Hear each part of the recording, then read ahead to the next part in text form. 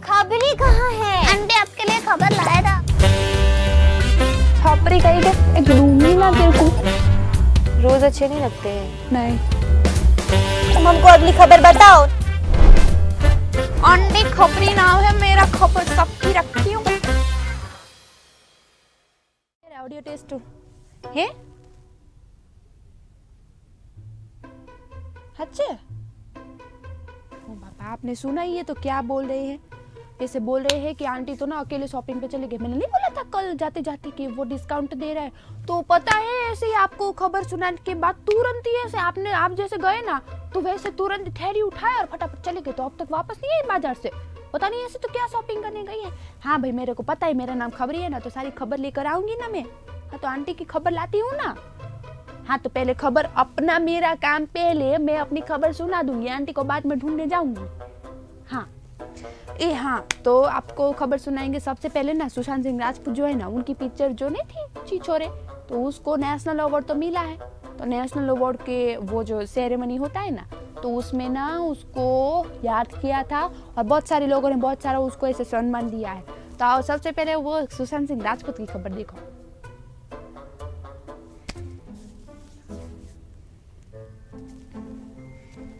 Film छिछोरे के director Nitesh Tiwari ने कहा, सुशांत सिंह राजपूत ने हमें गौरवान्वित किया है। Late actor Sushant Singh Rajput starrer Chhichhore ने सोमवार को 67th national film award ceremony में बेस्ट हिंदी फीचर फिल्म का पुरस्कार जीता।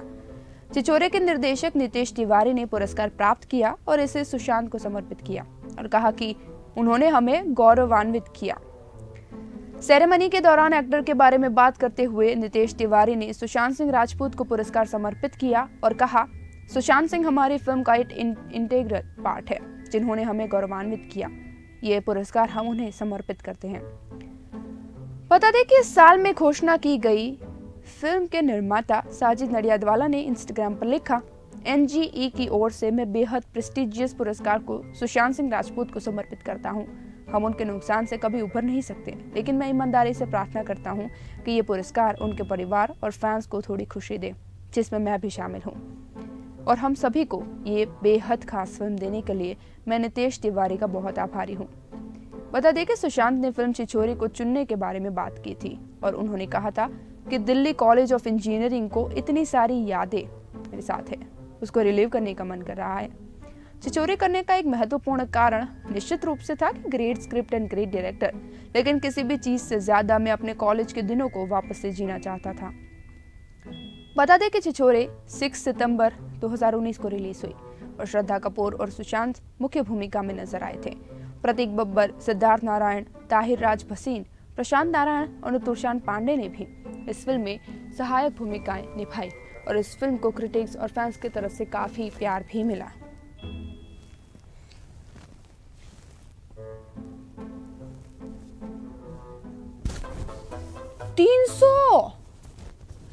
नहीं, मैं कोई ऐसे भाव ताल की बात नहीं कर रही हूँ। आपको पता है वो शो आता है ना, भाभी जी घर पर है, उसमें वो विभूति नारायण मिश्रा जी नहीं है?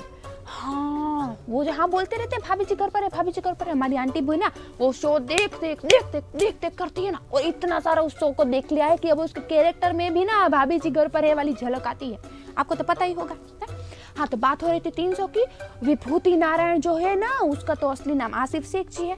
तो उन्होंने 300 जितनी वो भूमिकाएं की है और उनके नाम तो नेशनल अवार्ड, नेशनल तो नहीं, कौन सा अवार्ड होता है वो, हाँ, इंटरनेशनल रिकॉर्ड बन गया है उनके नाम पर।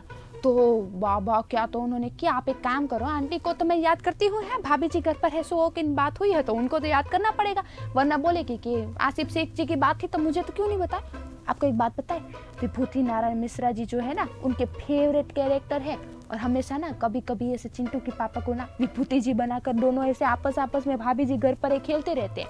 हाँ, तो एक काम करो, सबसे पहले ना आप वो खबर चला दो, तब तक मैं ना आंटी को कॉल करके आती हूँ, कॉल करके।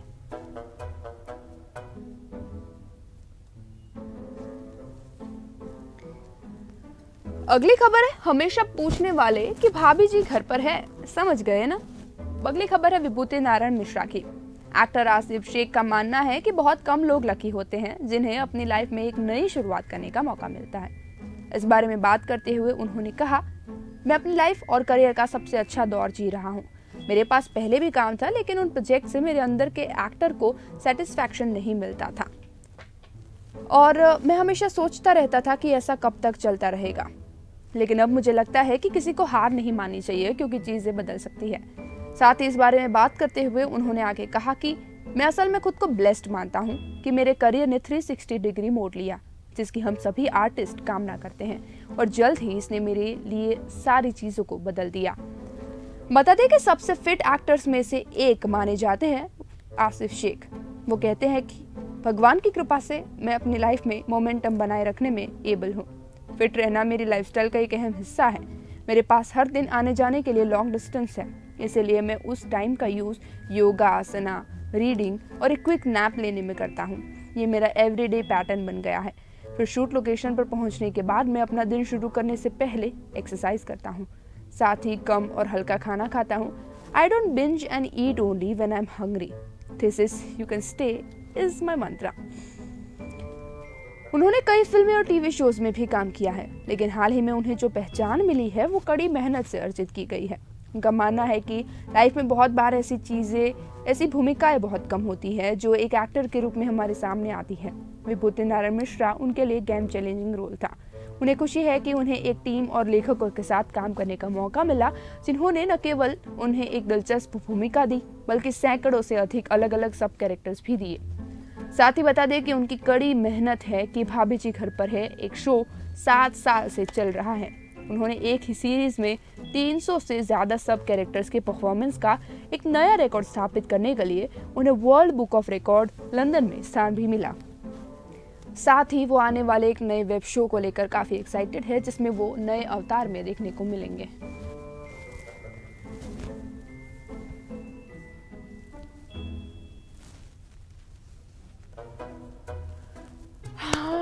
इसीलिए उसको कॉल नहीं लग रहा ना।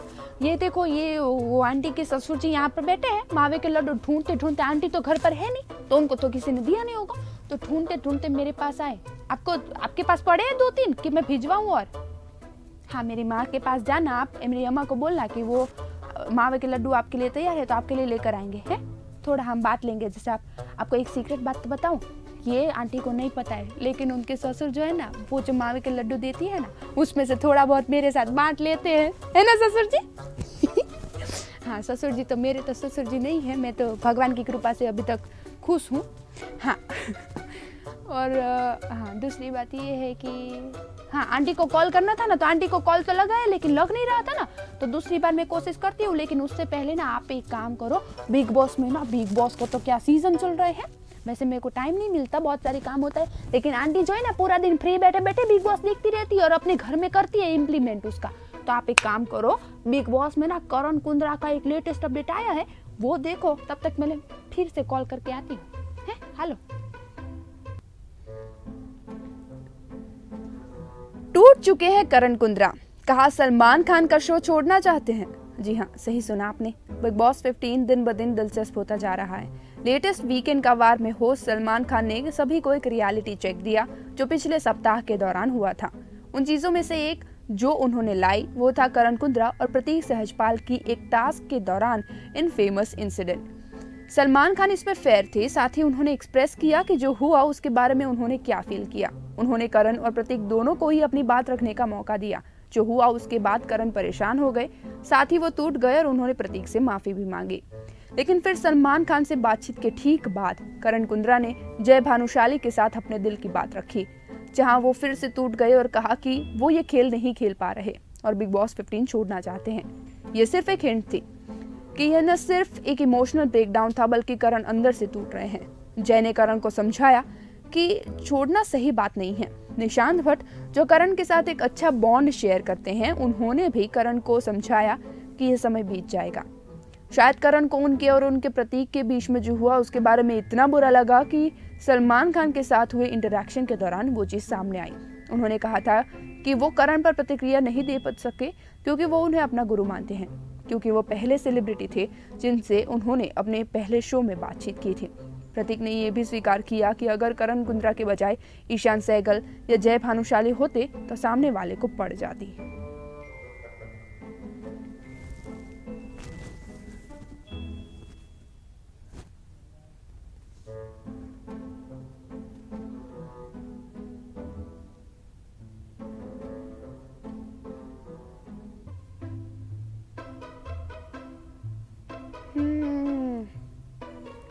बीजी आ रहा है।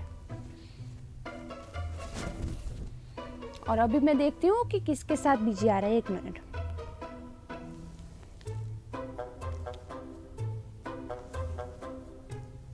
तिवारी जी का भी फोन बिजी आ रहा है। मतलब दाल में कुछ काला है। हालांकि मेरे घर पे काली दाल बनी है, लेकिन दाल में जरूर कुछ काला है, क्योंकि आंटी और तिवारी जी दोनों को फोन बिजी आ रहा है। और ऐसे शॉपिंग के बहाने ना वो ऐसे देखने गई है कि मार्केट में कहाँ कहाँ से क्या चीज चुरा सकती है। अब ये चोरी करने की बात आई ना, तो अगर वो सुनेगी ना तो वो बोलेगी कि हमारे बारे में ऐसा कुछ बोल रहे हो। पर ऐसा नहीं है ना, आंटी तो दिल चुराती हैं। पर उनके बारे में ऐसा मत बोला ससुर जी, तुम उसको बता मत देना मैंने उसकी तारीफ की है, वरना वो सर पे चढ़ के नाचेंगे। अच्छा एक काम करो, अगली खबर किसकी है पता है? किसकी है? हाँ, अंतिम पिक्चर आ रही है ना। वैसे एक फनी बात बताओ, वैसे ये आयुष शर्मा की दूसरी पिक्चर है, लेकिन नाम है अंतिम। तो मैंने आंटी को भेजा ना वो कि अंतिम पिक्चर आ रही है, तो बोले हाय हाय सलमान खान की अंतिम पिक्चर है, मतलब इसके बाद वो पिक्चर नहीं करेगा। हे भगवान, मैं उसको क्या है, मतलब उनको ना थोड़ा दिमाग की उनके पास से आशा रखना थोड़ा ज्यादा हो जाएगा। तो एक काम करो, आयुष शर्मा ने ना इस पिक्चर में सलमान खान को ऐसे मुक्का मारा था।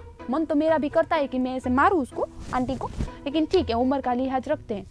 तो आयुष शर्मा ने जब मुक्का मारा ना, उससे पहले तो उसकी क्या हालत हुई थी। हाँ, तो उसी की खबर है क्या, उसकी तो हालत बिगड़ गई थी सलमान खान को मुक्का मारने से पहले। एक काम करो, मैं वो किस्सा सुनाती हूँ आपको।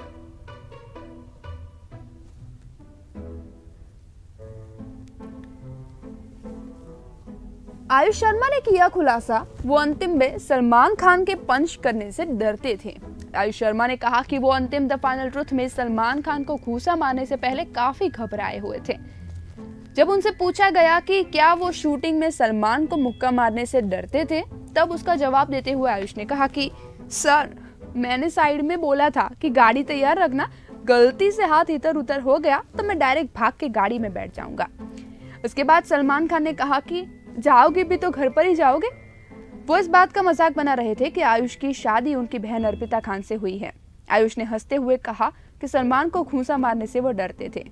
उन्होंने कहा, भाई बहुत काइंड है, रियल लाइफ में तो काफी स्वीट है, लेकिन जब आप मूवी के सेट पर होते हो तभी आपको पता चलता है कि वो आप सलमान खान के सामने खड़े हैं और आपको उन्हें पंच मारना है। मुझे लगता है ये थोड़ा पैप्टिटेशन टाइप हो गया था। महेश मांजरेकर द्वारा निर्देशित फिल्म अंतिम द फाइनल ट्रुथ सलमान और आयुष खान पहला ऑन स्क्रीन कोलैबोरेशन है। फिल्म में सलमान जहां एक गैंगस्टर यानी आयुष को पकड़ते हुए एक पुलिस अधिकारी की भूमिका में दिखाई देंगे, वहीं आयुष का कैरेक्टर भी काफी स्ट्रॉन्ग है। सलमान खान फिल्म्स द्वारा प्रस्तुत और सलमान खान द्वारा निर्मित अंतिम द फाइनल ट्रुथ 26 नवंबर को सिनेमाघरों में रिलीज होगी।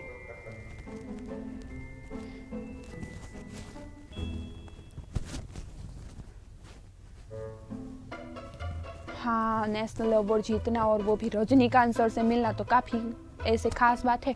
हाँ, तो आंटी की तो हम बात करेंगे, लेकिन आपको पता है मनोज वाजपेयी जो है ना, उनको तो ना नेशनल अवार्ड तो मिला है, उसकी खबर तो हमने आपको दी थी। लेकिन आपको पता है उन्होंने बताया कि नेशनल अवार्ड मिलने के बाद वो किन किन से मिले, और इस बार का अवार्ड ना बहुत खास था उनके लिए।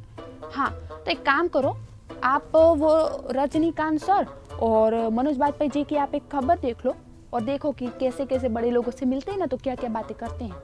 आंटी को भी सिखाना पड़ेगा। एक काम करो, तुम लगा दो वो खबर।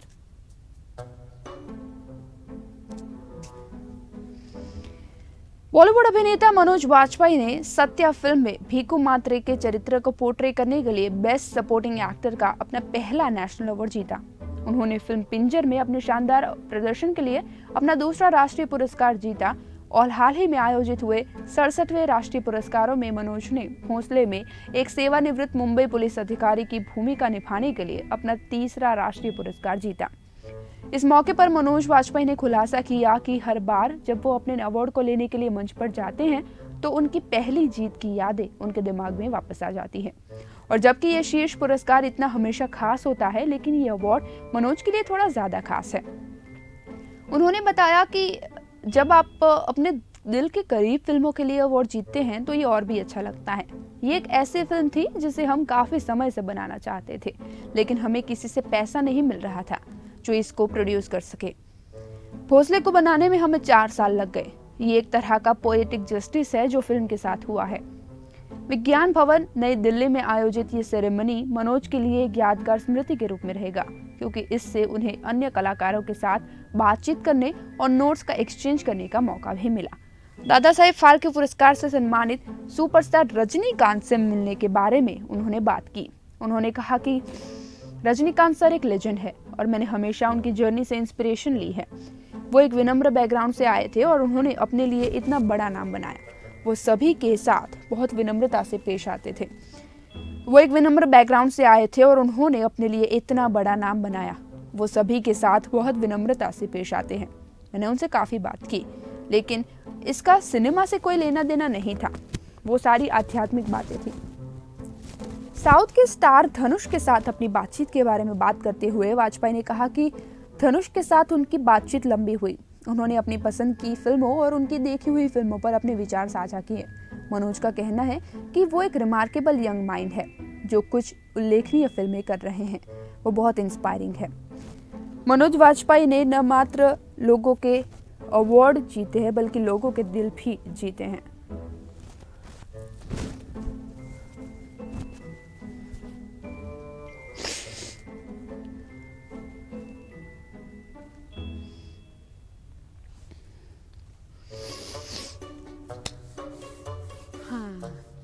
हाँ, हमको हमी से चुरा लो। बैकग्राउंड म्यूजिक दो। टिंग टिंग टिंग टिंग, दिल में कहीं तुम छुपा लो। हमको पता है हमारा नाम भले जो भी हो, लेकिन हमारी आवाज़ इतनी सुरीली नहीं है, वो तो हम एक्सेप्ट करते हैं। और तुमको पता है आंटी को तो ना जब भी अपने घर में किसी को टॉर्चर करना होता है ना, कोई काम नहीं कर रहा या फिर कुछ भी कर रहा है, तो वो क्या बोलती है पता है? ऐसे नहीं बोलती कि जल्दी होमवर्क खत्म कर वरना गब्बर आ जाएगा। ऐसे बोलती है कि जल्दी अपना होमवर्क खत्म कर वरना खबरी को बुला के गाना गवाऊंगी। इतना डरते हैं तो हम अपनी बेसुरी आवाज़ का ना ऐसे उपयोग करते हैं कि लोग टॉर्चर होने से डरे। फिर ऐसे करके हम कभी कभी आंटी के ऊपर भी अपना काम निकलवा लेते हैं। हाँ, तो अभी अगली खबर किसकी है? हाँ, ये गाना तो हम ऐसे ही तो नहीं गा रहे थे ना, टाइम तो कहाँ है ऐसे गाना गाने का है। आंटी तो पूरा दिन गाती रहती है, वीडियो बनाती रहती है, लेकिन ये गाना गाने के पीछे मैं आपको हिंट देना चाहती थी। बताओ बताओ कौन सी पिक्चर का गाना है? मोहब्बतें। हाँ, ऐसे गेस करने में इतना ज्यादा टाइम नहीं लगता। हाँ, तो मोहब्बतें पिक्चर को ना 21 साल पूरे हो गए हैं। हाँ, मुझे भी याद है, मैं ऐसे पिक्चर देखने गई थी और छोटे छोटे थे हम लोग। हाँ, तो इस पिक्चर को 21 साल पूरे हुए ना, तो आपको पता है इस पिक्चर के बारे में बहुत सारे लोगों को बहुत सारी बातें नहीं पता।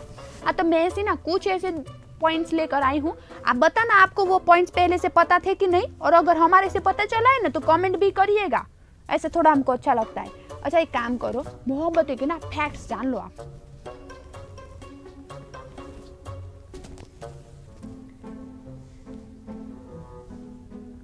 आदित्य चोपड़ा द्वारा निर्देशित फिल्म मोहब्बतें को 21 साल पूरे हो चुके हैं। 2000 में रिलीज हुई इस फिल्म को अभी भी अपनी शानदार म्यूजिक और सुंदर लोकेशन के लिए जाना जाता है, लेकिन रिलीज होने पर इस फिल्म से काफी चर्चा जगी थी।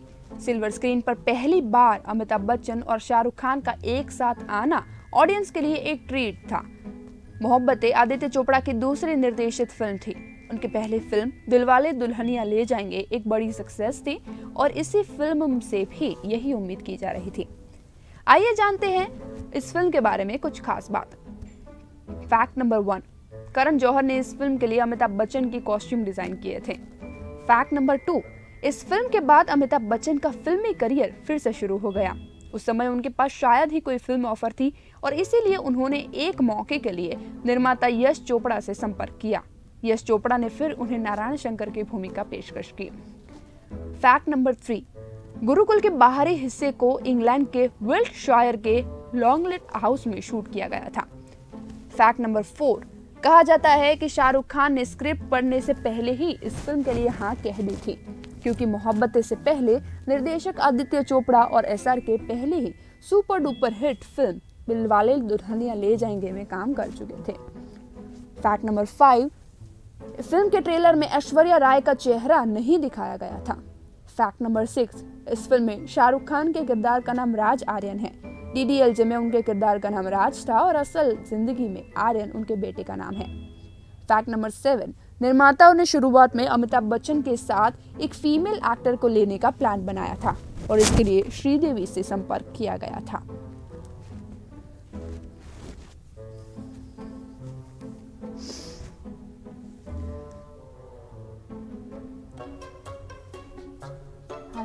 मेरी ऐसी लव स्टोरी कब बनेगी, ऐसे बनेगी ना तो मैं तो उसके ऊपर एक पिक्चर बनाने वाली हूँ। और लव स्टोरी ऐसी सीधी सादी नहीं होनी चाहिए ना, ऐसे टेढ़े मेढ़े ऐसी वड़ांक आए, उसको क्या बोलते हैं वड़ांक को। हाँ, अभी हम बात कर रहे थे परेश रावल की लव स्टोरी के बारे में है। परेश रावल के बारे में तो हम सभी जानते हैं कि पिक्चर अच्छी करते हैं, बाबा एक्टिंग तो क्या करते हैं गुजराती छोकरों से, और इतना मस्त एक्टिंग करते हैं वो, हमको तो बहुत गर्व होता है उनके ऊपर। हाँ, तो वो तो मस्त एक्टिंग करते हैं और उनके बेटे भी अभी करने जा रहे हैं। तो प्रोफेशनल के बारे में तो हम सभी जानते हैं, लेकिन मेरा नाम तो खबरी है, मैं तो अलग अलग खबर लाती हूँ है, और सबको पता है वो बात बता के क्या करने का। जिसको बारे में कोई नहीं जानता ना, वो सारी खबर मैं लेकर आती हूँ है। और ऐसी मनगढ़ंत खबर नहीं है, सारा एक प्रूफ के साथ लेकर आती हूँ, फैक्ट के साथ। हाँ, तो अभी देख लेते हैं कि परेश रावल की लव स्टोरी क्या है। वैसे ससुर जी बताइए ना, आंटी और अंकल की लव स्टोरी क्या है। आप वो खबर देखो, मैं लव स्टोरी जान के आती हूँ, बताओ ना।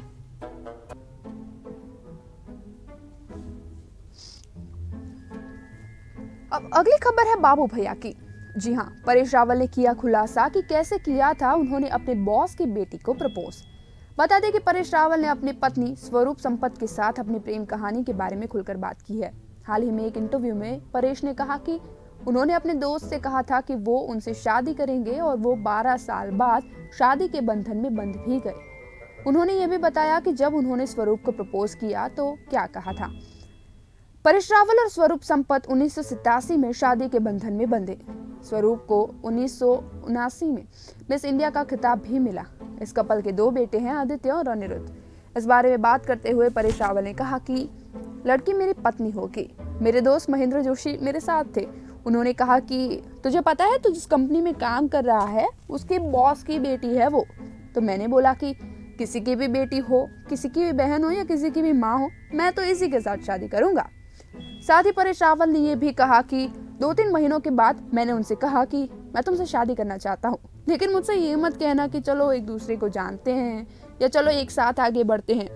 मरते दम तक कोई किसी को नहीं जान सकता, तो मेरे साथ वो सारी बेमतलब की एक्सरसाइज मत करना, कमिट योरसेल्फ। लेकिन हमने 12 साल तक इंतजार करने के बाद शादी की। इसी बीच काम की बात करें तो वो निर्देशक अभिषेक जैन की फिल्म हम दो हमारी दो में दिखाई देंगे। इस फिल्म में राजकुमार राव, कृति सैनन और रत्ना पाठक शाह भी मुख्य भूमिका में हैं।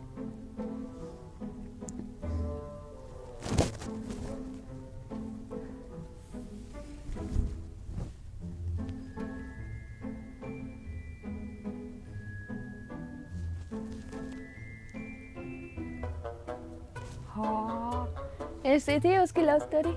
अच्छा, आंटी और अंकल की तो मैंने लव स्टोरी जान ली, क्या मजेदार स्टोरी है उन लोगों की। पर मैं अभी नहीं बताऊंगी आपको, ऐसे आंटी के साथ ही बताऊंगी, वरना आंटी तो मेरे को बोलेगी ना कि उनके बिना मैंने बता दी लव स्टोरी है।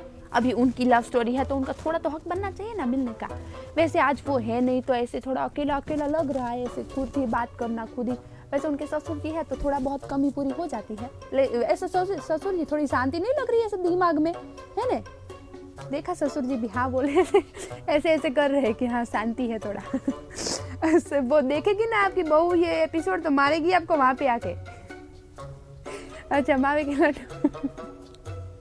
नहीं आंटी ऐसे हिंसा नहीं करती, ऐसे थोड़ा शब्दों के बाण मारती है वो, ऐसे मारती नहीं है। कैसे बड़ी बड़ी बातें करती है नहीं कि घाव तो दिल में लगे हैं, नहीं वो बहुत बड़ी बड़ी बातें करती है। उसके ससुर जी जो बोलते हैं भगवान मेरी गलती हो गई, मैंने तेरे से बात कर ली।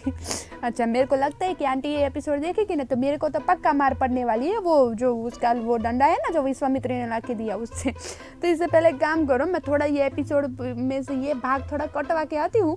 आप एक काम करो, अगली खबर सलमान खान की और आयुष शर्मा की वो है ना कि सलमान खान वो उसको क्रिटिसाइज करता है कि नहीं, वो वाली खबर देखो।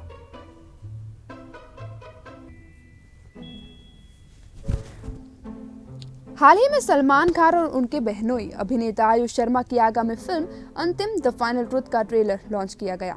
जहां सलमान खान एक नेक पुलिस वाले की भूमिका में है, वहीं आयुष इस फिल्म में गैंगस्टर की भूमिका निभाएंगे। ट्रेलर लॉन्च पर जब सलमान से पूछा गया कि क्या वो आयुष की आलोचना करते हैं यानी क्रिटिसाइज करते हैं या खुद को पीछे रखते हैं क्योंकि आयुष परिवार के एक सदस्य है, तब सलमान ने जवाब दिया कि मैं अपनी क्रिटिसिज्म अपने भीतर ही रखता हूँ, क्योंकि तब वो घर में एक बड़ी गंभीर समस्या बन जाती है। वो जाएगा और अर्पिता से कहेगा ये भाई ने ये कहा था और फिर ये सब मेरे ऊपर ही आएगा। उन्होंने आगे कहा कि लेकिन वो एक समझदार लड़का है, वो अपना काम जानता है, उसका दिमाग सही जगह पर होता है और वो उसका इस्तेमाल भी करता है। पढ़ा लिखा छोकरा है और दिल से अच्छा है, कम से कम अभी तक तो। आयुष ने अपने साले के साथ काम करने के दौरान अपने कंफर्ट लेवल के बारे में बात की। उन्होंने कहा कि सलमान मेरे बड़े भाई और गुरु की तरह हैं। वो हमारे परिवार का अभिन्न हिस्सा है। हम हर छोटी चीज के लिए उनके पास जाते हैं। कंफर्ट लेवल हमेशा होता है और आप उनसे क्या चाहते हैं वो हमेशा समझते हैं। बता दें कि महिमा मकवाना फिल्म में आयुष के ऑपोजिट डेब्यू कर रही है। अंतिम the final truth Mahesh Manjrekar द्वारा निर्देशित है। सलमान खान द्वारा इसे बनाया गया है और सलमान खान फिल्म्स द्वारा प्रेजेंट किया गया। फिल्म 26 नवंबर को सिनेमाघरों में रिलीज होगी। वहीं आयुष की बात करें तो उन्होंने अर्पिता से नवंबर 2014 में शादी की थी। उनका एक बेटा है और एक बेटी है। बेटे का नाम आहिल और बेटी का नाम आयत है।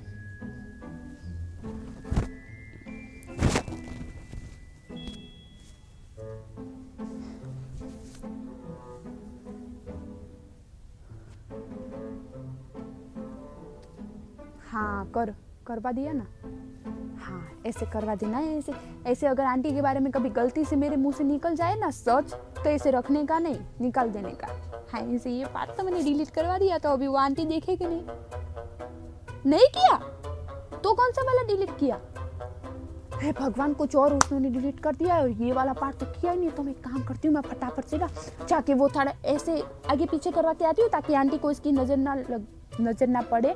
और एक काम करो, जानवी कपूर ने क्या बोला पता है? कि वो बहुत मेहनती है और अपने कैरेक्टर में जब तक ऐसे पूरा झोंक नहीं देती अपने आप को और वैसे थक हार के टूट नहीं जाती ना, तब तक उसको लगता ही नहीं कि उसने काम किया है। बोलो तो ऐसे इस हिसाब से तो आंटी कभी थकती नहीं है, तो उन्होंने तो बिल्कुल काम किया ही नहीं है। हाँ अरे मैं कहाँ पे बातों में चढ़ गई, मेरे को वो पार्ट कटवाना है।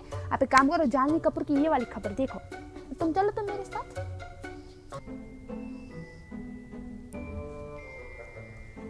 जानवी कपूर ने कंफर्म किया कि वो हेलन की रीमेक में शूटिंग कर रही है और कहा कि शूटिंग ने शारीरिक और मानसिक रूप से उन्हें तोड़ दिया। हाल ही में एक इंटरव्यू में जानवी ने इस बारे में बात की और उन्होंने कहा कि अगर वो पूरी तरह से थका हुआ महसूस नहीं करती और टूटा हुआ महसूस नहीं करती तो उन्हें लगता है कि उन्होंने फिल्म को अपना सब कुछ नहीं दिया। जानवी ने कहा, मुझे लगता है कि अगर मैं बहुत मेहनती और ईमानदार एक्टर हूँ, कुछ नहीं तो मैं जितना हो सके उतना ईमानदारी से एक्टिंग करने की कोशिश करती हूँ। कभी कभी मुझे ऐसा लगता है कि अगर मैं एक शेड्यूल के बाद पूरी तरह से थकी हुई और टूटी हुई महसूस नहीं करती तो शायद मैंने इसे अपना सब कुछ नहीं दिया। उन्होंने आगे कहा कि मुझे लगता है कि मैं अभी जो फिल्म कर रही हूँ उससे काफ़ी कुछ सीख रही हूँ। हमारा एक शेड्यूल था जिसने मुझे शारीरिक और मानसिक रूप से तोड़ दिया और अभी मैं जिस शेड्यूल पर हूँ वो छुट्टी जैसा लगता है। जानवी ने तब खुलासा किया कि वो मलयालम फिल्म हेलन के रीमेक की शूटिंग कर रही है। उन्होंने कहा कि और मुझे मथु सर के साथ काम करना पसंद है, वो जीवन को इतना आसान बना देता है। यही वजह है कि मुझे लगता है कि मैंने इनफ पीड़ा महसूस नहीं की। जानवी के करियर की बात करें तो उन्हें आखिरी बार हार्दिक मेहता निर्देशित फिल्म रूही में देखा गया था, जिसमें उनके साथ राजकुमार राव और वरुण शर्मा भी मुख्य भूमिका में थे। वो करण जौहर की तख्त और दोस्ताना और आनंद एल राय की गुड लक जेरी में भी काम कर रही है। फिल्म हेलन मत्थुकुट्टी जेवियर द्वारा निर्देशित और विनीत श्रीवास्तवन द्वारा निर्मित एक सर्वाइवल थ्रिलर है। इस फिल्म को नोबल बाबू थॉमस, अल्फ्रेड कुरियन जोसेफ और निर्देशक जेवियर ने लिखा है।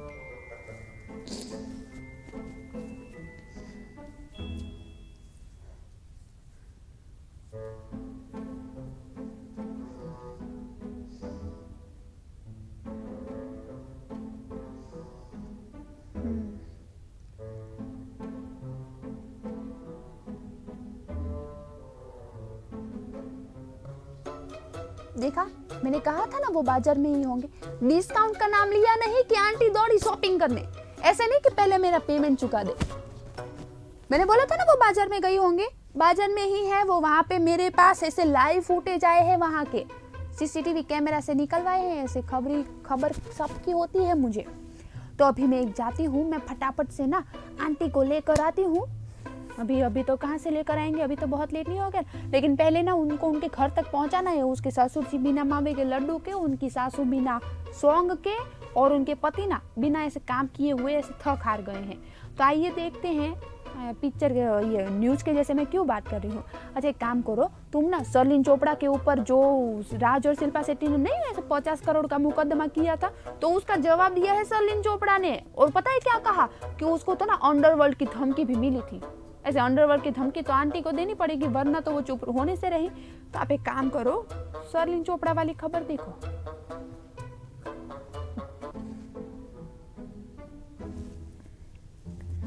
एक्ट्रेस और मॉडल शर्लिन चोपड़ा राज कुंद्रा केस में एक के बाद एक स्टेटमेंट दे रही है। जैसे कि हमने आपको बताया था कि हाल ही में बॉलीवुड एक्ट्रेस शिल्पा शेट्टी और उनके पति बिजनेसमैन राज कुंद्रा ने उनके खिलाफ 50 करोड़ रुपए का मानहानि का मुकदमा दायर किया है और अब इस मुकदमे पर शर्लिन ने प्रतिक्रिया दी है। मानहानि नोटिस का जवाब देते हुए शर्लिन ने साझा किया कि उन्होंने कपल को मानसिक उत्पीड़न के लिए 75 करोड़ रुपए की मांग करते हुए एक नोटिस भेजा। मानहानि नोटिस का जवाब देते हुए शर्लिन ने कहा कि न्याय की खोज को रोकने के लिए सूट का इस्तेमाल हथियार के रूप में किया जा रहा है। उन्होंने आगे कहा कि उन्हें अंडरवर्ल्ड की धमकी भी मिली है। शर्लिन ने कहा कि राज कुंद्रा और शिल्पा शेट्टी ने मुझे अंडरवर्ल्ड की धमकी दी और अब मुझे मानहानि का नोटिस मिला, लेकिन मैं डरूंगी नहीं। मैं पुलिस से मेरा बयान दर्ज करने का अनुरोध करती हूँ ताकि मेरी शिकायत पर संज्ञान लिया जा सके। मैंने रिप्लाई नोटिस भेजकर मानसिक उत्पीड़न के लिए 75 करोड़ रुपए मांगे हैं। शर्लिन चोपड़ा ने 14 अक्टूबर को जुहू पुलिस स्टेशन में शिकायत दर्ज कराई थी। इससे पहले 19 अक्टूबर को शिल्पा और राज ने अभिनेता शर्लिन चोपड़ा को कानूनी नोटिस भेजकर माफी मांगने और उनके खिलाफ झूठे और बेबुनियाद आरोप लगाकर उनकी प्रतिष्ठा को बर्बाद करने के लिए 50 करोड़ रुपए का हर्जाना मांगा था। उनके वकील प्रशांत पाटिल के माध्यम से भेजे गए कानूनी नोटिस में चोपड़ा 7 दिनों के अंदर प्रमुख समाचार पत्रों और डिजिटल मीडिया प्लेटफॉर्म पर बिना शर्त सार्वजनिक माफी मांगने की मांग की गई, जिसमें विफल रहने पर अब शर्लिन के खिलाफ दीवानी और आपराधिक कार्यवाही की चेतावनी दी गई है। नोटिस में आगे लिखा गया, ऐसा न करने पर मेरे मुवक्किल आपके यानी शर्लिन चोपड़ा के खिलाफ बिना किसी संदर्भ के उचित दीवानी और आपराधिक कार्यवाही करेंगे। शर्लिन चोपड़ा द्वारा राज कुंद्रा और शिल्पा शेट्टी पर लगाए गए सभी आरोप मनगढ़ंत और झूठे हैं, फर्जी, बेबुनियाद, निराधार, बिना किसी सबूत के।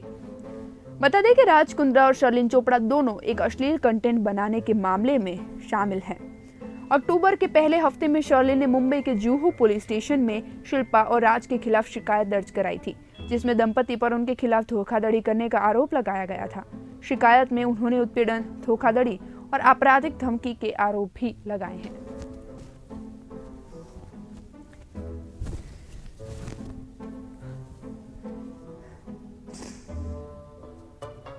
आप चलोगे आंटी के ससुर जी मेरे साथ बाजार में आंटी को लेने के लिए, है ना? तो आप फटाफट से अपना सामान पैक करो। ससुर जी बोल रहे हैं ऐसे खींच कर लेकर आएंगे उसको, ऐसे जबरदस्ती नहीं करते अपनी बहू के साथ, वो केस वेस कर देगी आपके ऊपर। और ये आंटी की बेस्ट फ्रेंड भी यहाँ पे खड़ी है ऐसे बाल खुजाते हुए। आंटी का साइड बिजनेस पता है क्या है? ऐसे ना लोगों के बालों से जुए निकालती है और उसके पैसे चार्ज करती है। ये भगवान, ये उसका टैलेंट है आंटी का। और पता है क्या बोलती है कि इंडियाज गॉट टैलेंट में जाना है उस शो में अपनी जुए निकालने की कला को दिखाने के लिए। वहाँ पे किसकी जुए निकालेगी? मलाइका अरोड़ा की? भगवान, मेरी तो हंसी कंट्रोल नहीं हो रही। अब एक काम करो, आप गाड़ी निकालो, हम फटाफट से जाते हैं बाजार। आंटी को ऐसे खींच के लेकर आते हैं, ससुर जी ने जैसे बोला ना, वो फिर खींच के ना आपके सामने पेश करते हैं और चलाते हैं उसके ऊपर मुकदमा। ऐसे कैसे छोड़ के चली गई? हाँ, एक काम करो भैया, हम जाते हैं, थोड़ा आप संभाल लेना। हाँ, चलो चलो फटाफट गाड़ी निकालो।